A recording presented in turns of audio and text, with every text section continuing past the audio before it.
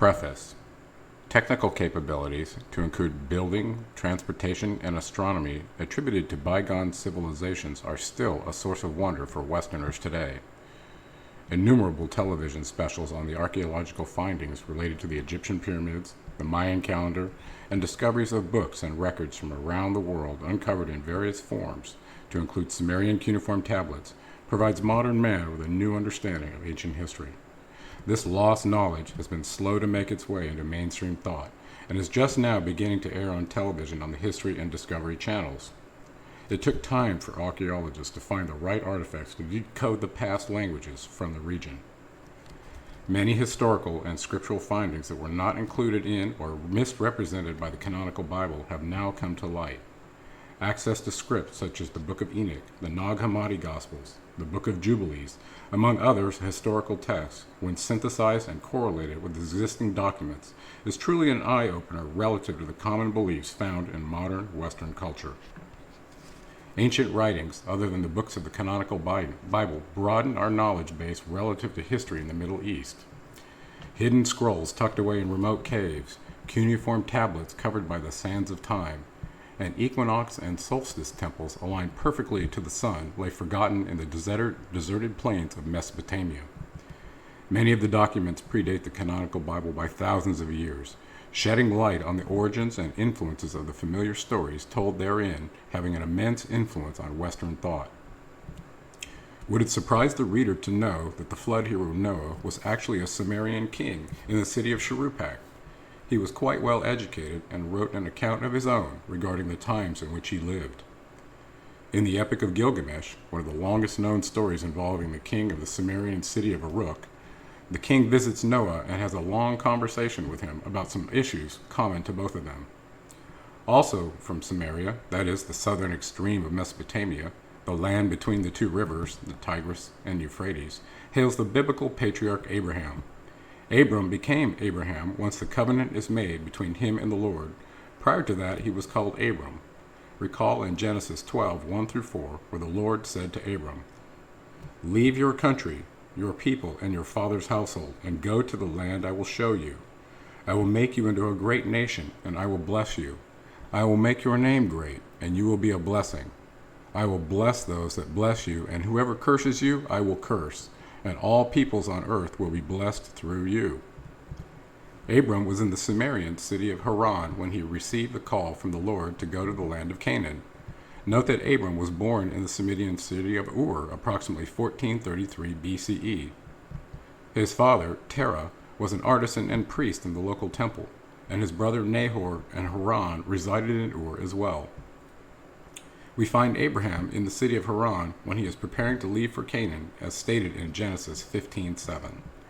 "I am the Lord who brought you out of Ur of the Chaldeans, to give you this land to take possession of it." Wasn't the God of Abraham, Isaac, and Jacob the God of the Israelites, the God of the Old Testament? Thus, in addition to names like Jehovah, Yahweh, and El Shaddai, Abraham's God had another name in Sumer, one in which he was called in one of the temples in the city of Ur. According to cuneiform tablets found in Ur and many other pre- and post-diluvial cities along the Tigris and Euphrates, to include Sippar and Nineveh, the Sumerian deity also had brothers and sisters who were also worshipped as gods in Mesopotamia and the surrounding region. Abraham's deity's name is mentioned in other noteworthy documents from the region and era, to include the Atrahasis, the Enuma Elish, and the Epic of Gilgamesh.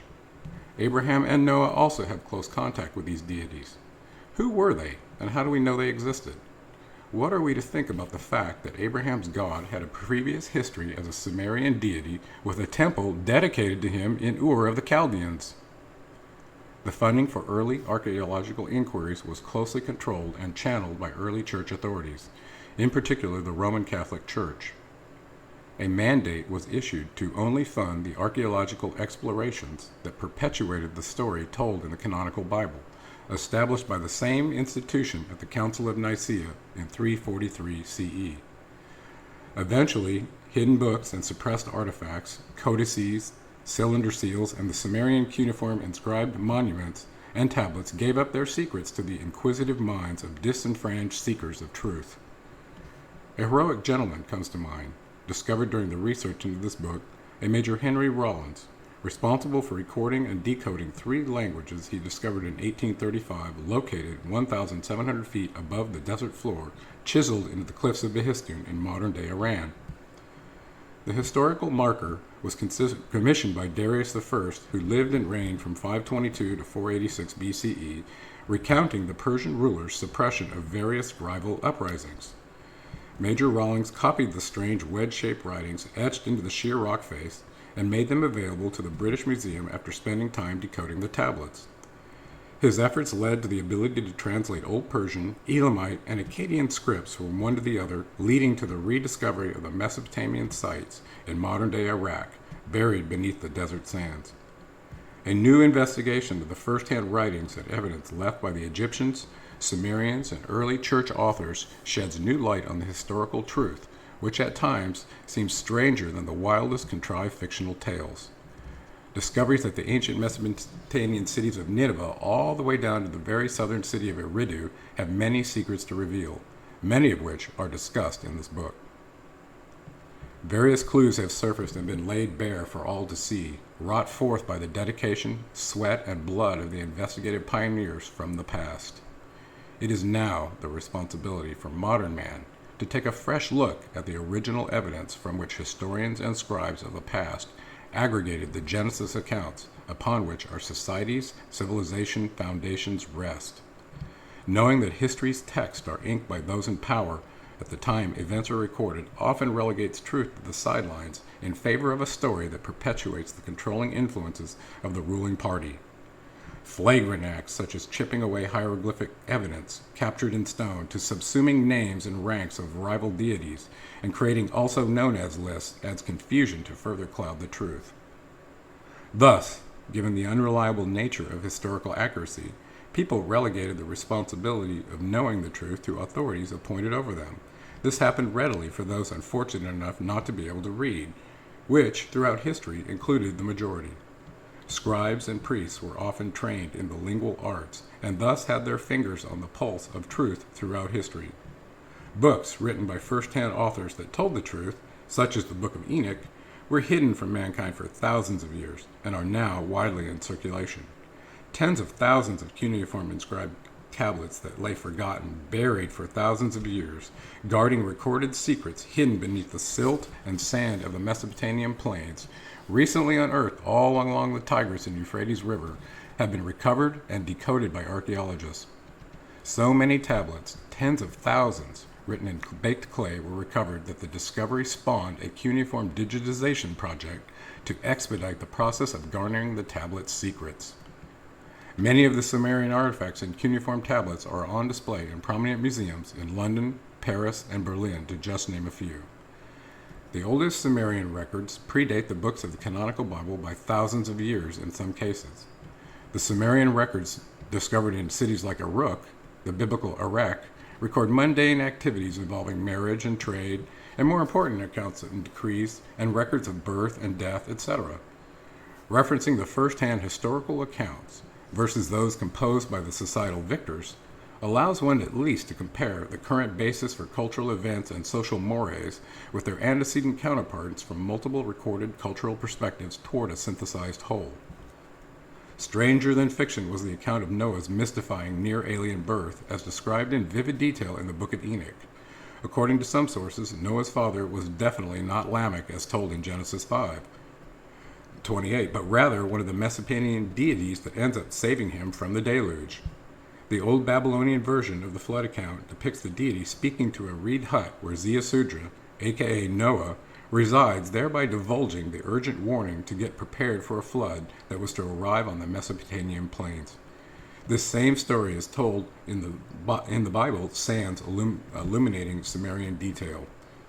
By analyzing the various birth accounts, genealogy tables, and deities venerated in the temples of Mesopotamia, an interesting realization, actually a profound epiphany, is revealed.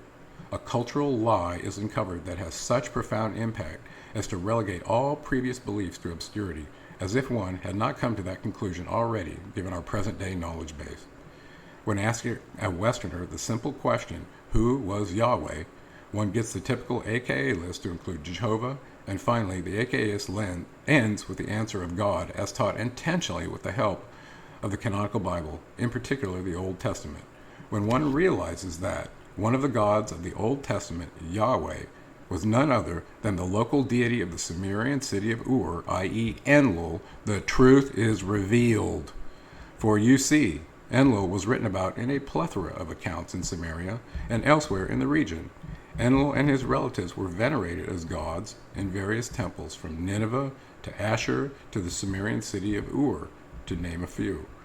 Similarly, his brother Enki and his children Nannar and Inanna also had temples in prominent cultural and trade portals within the region. More importantly, Enlil was not acting alone, but rather in consort with others referred to as the Anunnaki in the Atrahasis, or the Nephilim or Elohim in the Genesis 1:26 account, wherein the confusing statement is made.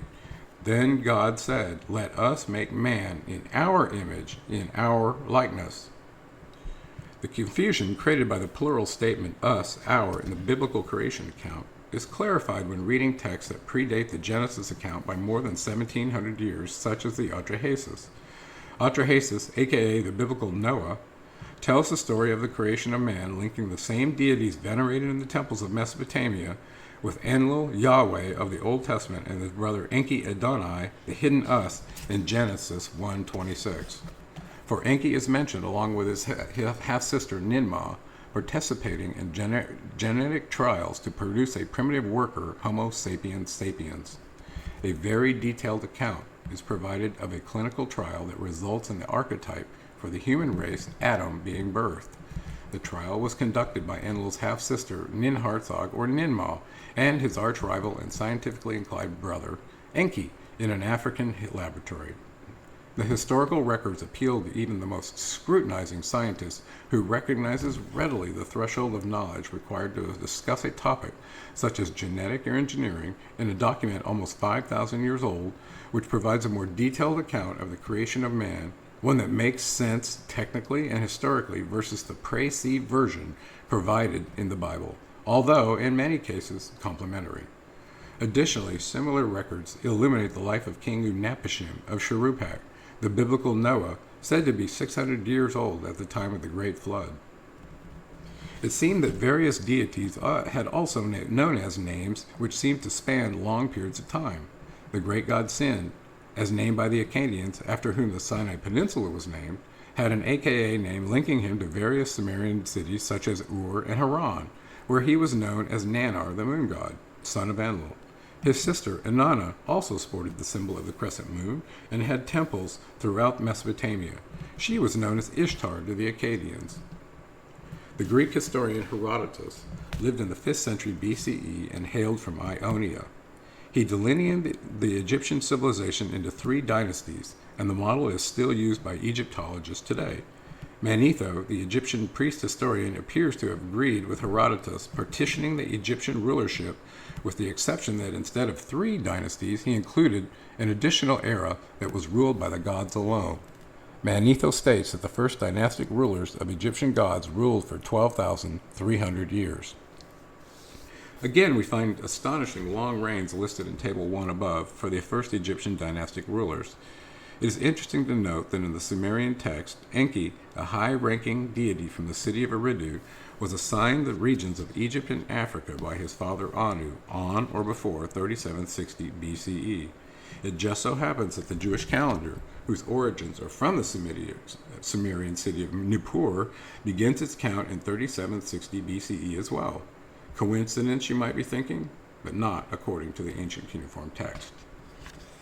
The second Egyptian dynastic period, according to Manetho, was composed of 12 divine rulers that reigned for 1,570 years. The first god that ruled the second dynasty of gods was Thoth, who it turns out is also a son of Enki. Next, Egypt was ruled by 30 demigods, whose reign lasted for 3,650 years in total. Later, the Pharaonic dynasty, which scholars believe began approximately 3100 BCE, lasted for 350 years and was headquartered at Men-Nefer, or Memphis in Greek. Who were these deities? Clues to the mysteries are further confounded when viewing the Sumerian kings list. Some of the reigns for the first kings in Sumer lasted up to 28,800 years according to the records. This is quite difficult to believe. The Sumerians claimed that all aspects of civilization were taught to them by the deities that were worshipped in the temples of Mesopotamia.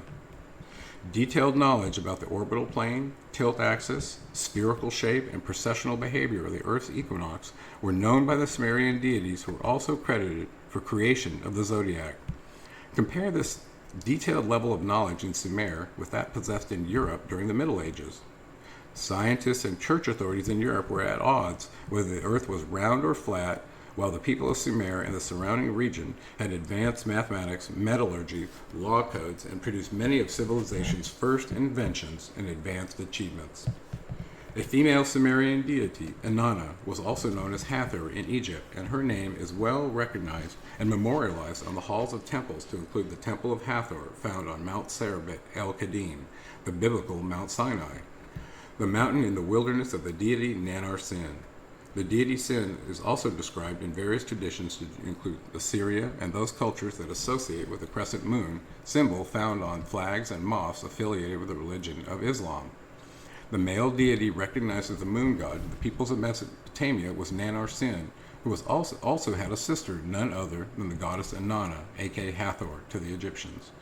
From the genealogical accounts inscribed in baked clay tablets in display in museums throughout the world, the author readily proclaimed in the Sumerian records Nanar-Sin was the son of Enlil, and was also known as the moon god to the peoples of the ancient Middle East. There are links in historical texts indicating that Nanar-Sin had a very large following in his cult centers that were prolific in the area from southern Iraq to Syria to Turkey and Iran.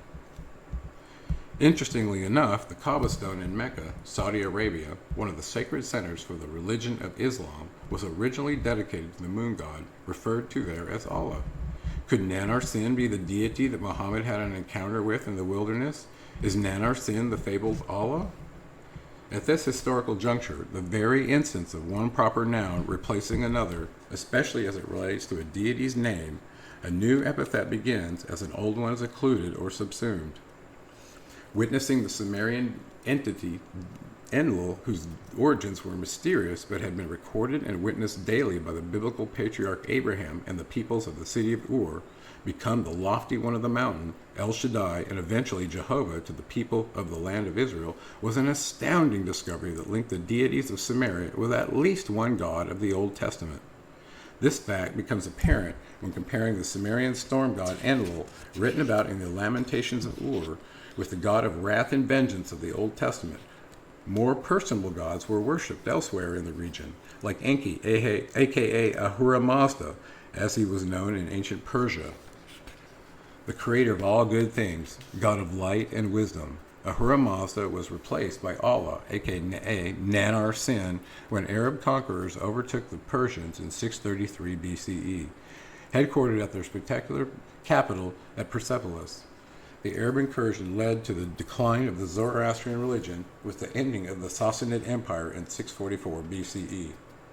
Subsumption of names and epithets was a common practice performed by Egyptian and Sumerian cultures to solidify power and authority. This was a method used to coalesce multiple namesakes into a single name, one that was crafted to fit the culture and language used by the worshipping subjects, probably for ease of reference and aggregation of rivals when convenient. When one realizes with full force that what one culture calls a deity is then termed by another name in a follow-on culture, that the idea of cultural myth takes on a more significant meaning, especially if the name is traceable cross-culturally. See the God table, number 9.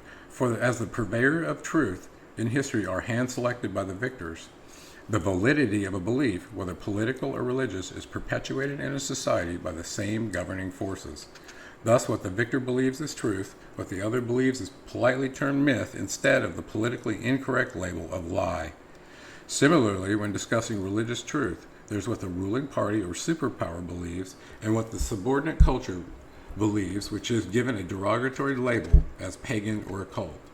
A horribly relevant example of this is taking place and manifesting in the Middle East, where the religious factions representing Christianity, Judaism, and Islam are waging war in the ancient land of Canaan.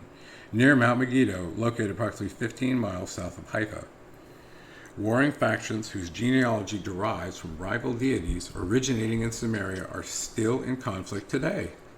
The devotees of Enlil, aka Yahweh, of the God of the Old Testament, stand toe-to-toe with the followers of the Enki Poseidon, apparently still at odds with each other over dominion of the earth. Could the conflicts involving the countries of Iran, Iraq, Syria, and Israel be a result of the past wars that took place between Enlil and Enki and their offspring, as written about in the Wars of God and Men by Zecharia Sitchin? Whether truth or fiction, dogma or doctrine, the armies of the generals of the earth are gathered together once again in the Middle East, where the nuclear countdown clock is just about out of time. Will the offspring of Enki interrupt the destructive plan of his arch-rival Enlil, Zeus to the Greeks, along with warring son Ninurta, Apollo to the Greeks? Is it possible that the reason the Jewish people reject Jesus as the Messiah is because he was the offspring of Enki, Jehovah's rival? These and many more profoundly important topics are explored with the reader in this book.